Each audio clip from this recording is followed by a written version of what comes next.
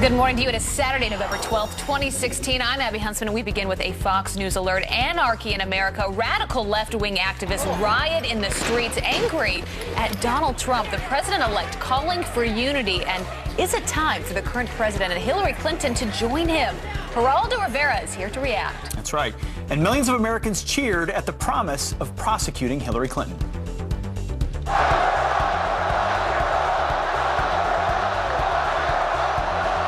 But this morning, word that President-elect Trump may be ready to forgive and forget.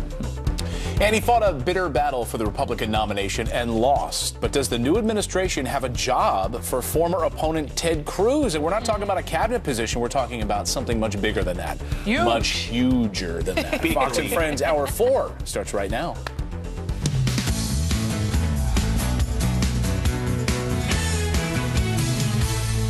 Oh, we're always celebrating food here. It is National Pizza Day. Geraldo Rivera here this morning. Would you like my piece? That pizza's a little You don't much like the for smell? I have to break National Pizza Day. So we celebrate everything on the show. Today is National Pizza Day, but we also always celebrate Geraldo Rivera, who we love having Thank you, on the Abby, couch. thank Good to see you, sir. I like National Pizza Afternoon. Always.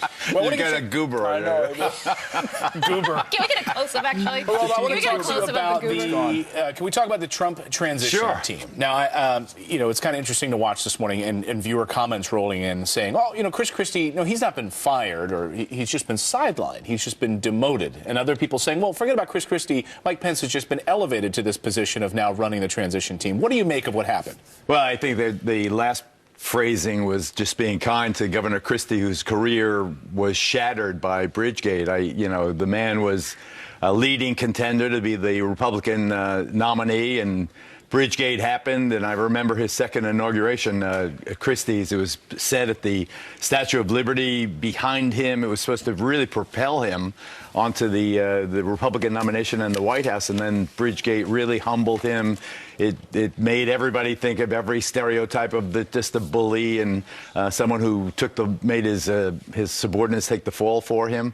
I thought that he was lucky that Trump trusted him, gave him some political life, Chris Christie, for that for the year and a half of the campaign. Now, it's time for the grown-up in the room. Mike Pence, everyone is giving him very, very high reviews. He may be the most powerful vice president ever, maybe even more than Dick Cheney, as Donald Trump relies on him. Right. Governor Pence knows how to run a government, and it is, to me, totally fitting that Governor Pence be in charge of the transition. Speaking of grown-ups in the room, these riots, they've been going on for the third day now, getting out of hand, quite frankly. And as our own Bill Riley said, this is just disgraceful. This is not what our country's about. Is it time for President Obama to step in and say something? Well, first of all, I think the bitter irony of all of what's going on here is that the cities where they are venting their rage are all cities that went overwhelmingly for Hillary Clinton. Mm-hmm. So presumably they are destroying the property of people who are allied with them politically. So these are the political friends. In Manhattan, you demonstrated in Manhattan, 87% of Manhattan voted for Hillary Clinton. Portland, Berkeley, San Francisco, Los Angeles. So what are you doing? You're wrecking your own family stuff. Geraldo, these cities, and we saw in Philadelphia, I mean, the numbers were down. They didn't come out for Hillary Clinton in the way that they came out for President Obama. So they sat on their hands and didn't vote. And now they're voting after the election by smashing storefronts. It's so funny. I was going to Broadway Wednesday night. We were trying to cross, Erica, my wife and I were trying to cross 6th Avenue, and 1,000 of the demonstrators came marching up 6th Avenue there. And I was just thinking as I saw them, how many of you actually voted? Right. I mean, did you vote? Did you vote? And I really, now in terms of what they are doing, I mean, you've really got to come down hard. When you break someone's property, when you hurt somebody, like the thugs that were beating up that white guy who voted for Trump, the Detroit scene, that was so horrible.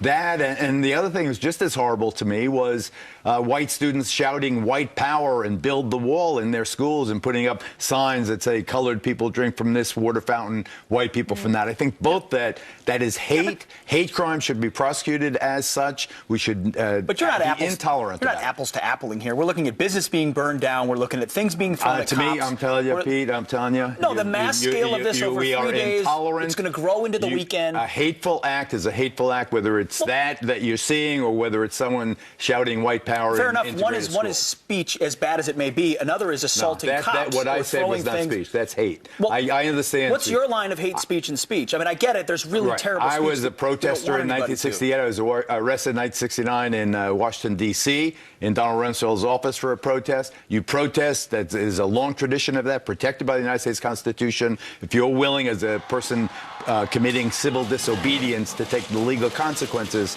then that is part of a long tradition. Have you ever seen this, though? But if you're breaking stuff, if you're absolutely upset. Geraldo, have you seen this after an election? Have you seen this type of violence? And we're showing you these videos here after a presidential election. I don't remember. I know that in 1968 in the Chicago conventions, it was during the process where all of the violence happened. Yeah, but nothing like this. I want to be very, very clear here. The person who did that deserves to go to jail. A riot is a Class C felony in Oregon. You go to jail for that. You go to jail for you sit your ass in jail for a year. Let's see how much you're going to break the next time. But Geraldo, you remember the 2008 riots, right? That didn't happen when Barack Obama was elected and promised to fundamentally transform our country. I mean, this is a problem exclusive, violently wise, riot-wise, to the left. Shouldn't Barack Obama be coming out and saying, maybe with Trump, maybe Obama and Trump come out together and say enough is enough? You ask me to come to ask of Hillary Clinton and the Democrats that they join President-elect Trump, or President Obama joins President-elect Trump in making sure that the message gets out to these anarchists that this will not be tolerated. Why not have President-elect Trump come out with Obama? What I'm saying is I say you condemn all of this excessive behavior together. We are one country. The great thing about President Obama and President-elect Trump meeting in the Oval Office and shaking hands was we saw in that scene that this was the continuity of the republic. This is the peaceful transition of power. Now let both these men say to whoever it is that loves them, this is unacceptable, whether you're right or left, if you're saying white power or if you're smashing someone's store. These are equally unacceptable to us, right. And let's go forward together as one nation, right. And then you sort out how he does, whether you oppose him, whether you agree with him. You mentioned jail. One person who might not be going to jail could be Hillary Clinton, and that was the thing that we kept hearing during the campaign, lock her up. Now, in this interview with 60 Minutes, Donald Trump on Sunday night seemed to suggest that we've turned the page here. We got more important things to focus on than Hillary Clinton: jobs, the economy, health care. Doesn't seem to be leaning in the direction of appointing a special prosecutor for Hillary Clinton. What's your sense of it? Let me say, just thank God. I remember one thing, and with sitting next to a war hero, I'm humbled. Back in 2003, it was a British officer, one of the Royal Irish units, who said, "Ferocious in battle, magnanimous in victory." I want Donald Trump, who was ferocious in battle, to be magnanimous in victory now. The last thing this nation needs, and exactly the prescription for keeping open the rural wounds that the country now is going through, and so many people are traumatized, even as other people are elated. The worst thing we could do right now is to have a special prosecutor bring Hillary Clinton up there. You want to see that same cast of characters again? Do you want to really see Jason Chaffetz and Trey Gowdy and Darrell Issa and all these guys going after Hillary Clinton? But Geraldo, what about the law being the law? You have people that say, you know what, she did something wrong here. That needs to be looked into. She was treated differently. There are a lot of folks out there, even Mike Pence said this in the debate, saying if it were my son who's in the military who did this, he would have been removed from his post. What about following through with the law? I remember, I'm old enough to remember when Gerald Ford succeeded Richard Nixon. Spiro Agnew had already quit because of his legal problems. One of the first things President Ford did was pardon Richard Nixon. Ended his career, though. Ended his political career. It did. He paid the price for it. Unfortunately, it was something that came to haunt him. But imagine.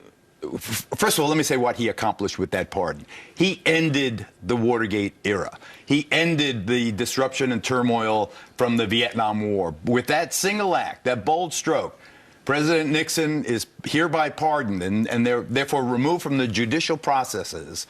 The nation could go on and deal with whatever the nation had to deal with post-Vietnam. I want President Obama to pardon Hillary Clinton, and I want him to do it preemptively. Well, so was Richard Nixon. Right. Richard Nixon was never charged. Basically, right. He was pardoned for any and all. President Obama to pardon Hillary Clinton. I call on President Obama to pardon Hillary Clinton right now for any acts that may or may not have been done regarding. But what message does that send note to so many people about fairness. You can understand why the message. I understand that. I'm a pragmatic idealist. I think of myself with grand notions, but I want things to be done. Right now, what does this country need? We are a nation where 60 million voted one way and 60 million voted the other way, where the cities voted one way and the rural and suburban areas voted another way, where white people voted one way and people of color voted a different way.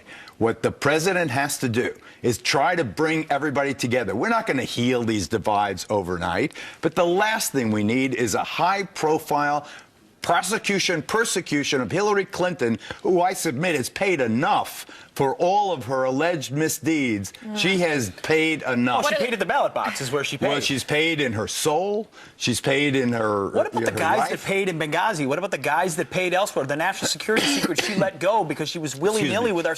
I mean, that has to matter. I absolutely reject your characterization of Benghazi. I do. And I was almost killed in Libya.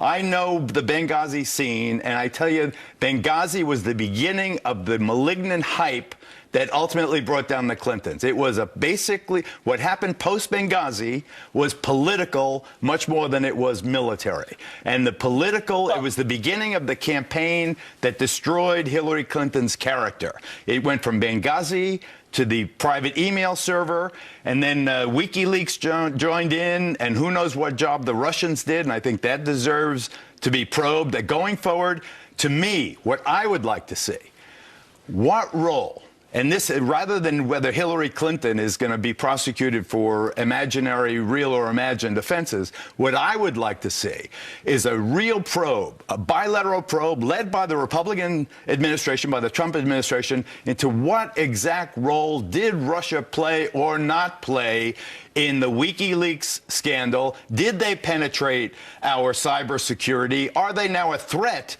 to manipulate all of our elections going forward? This was all Democrats. They WikiLeaked the hell out of everything the Democrats had. Boomerang back at but some wait, wait until they start WikiLeaking the Republicans. Sure. I mean, how would everybody watching right now? How would you like your worst enemy to have access to all your social media, every email you ever sent, every text message you ever sent to your girlfriend, to your boss, to your best friend, drunk, late at night? My goodness. But there was also cover for what Hillary Clinton had done. She made the choice to set up a private email server. She made that decision, and now we're sort of whitewashing that. Oh well. And Geraldo, that's what Hillary Clinton went through as a whitewash. Warned her about this, and that could have been just as dangerous. When we talk about hacking, we talk about people getting into classified information and the role that she was in. That is just as dangerous and frightening for this country as you're talking about with the WikiLeaks and with Russia, whatever their involvement might have been. Potentially, Abby, that may be so, but I have not heard to this day one specific allegation of any specific U.S. national security secret that was leaked as a result of Hillary Clinton's private email. There is not one allegation. Except for the fact that there are likely 5 foreign governments cracked into her server and had access to her emails in real time. I mean, that has real implications. If that bothers you, why don't you express that same passion regarding the Russians? Here you're saying that 5 countries may have hacked Hillary Clinton, but I don't see that fury directed at Putin, at the KGB, at the Russians. You know what I'm glad about? I'm glad we really healed this morning. I really feel like we really... Thank you, the one thing I just want to say that Pete and I spent a lot of time in Bagram Air Base in Afghanistan. And 10 seconds. For the 4 guys who got killed in Bagram with that bombing, God bless them. Thank you for your service. Amen. So Thanks, sorry. Geraldo, good to see you this morning. We're going to be right back after this. We'll be right back.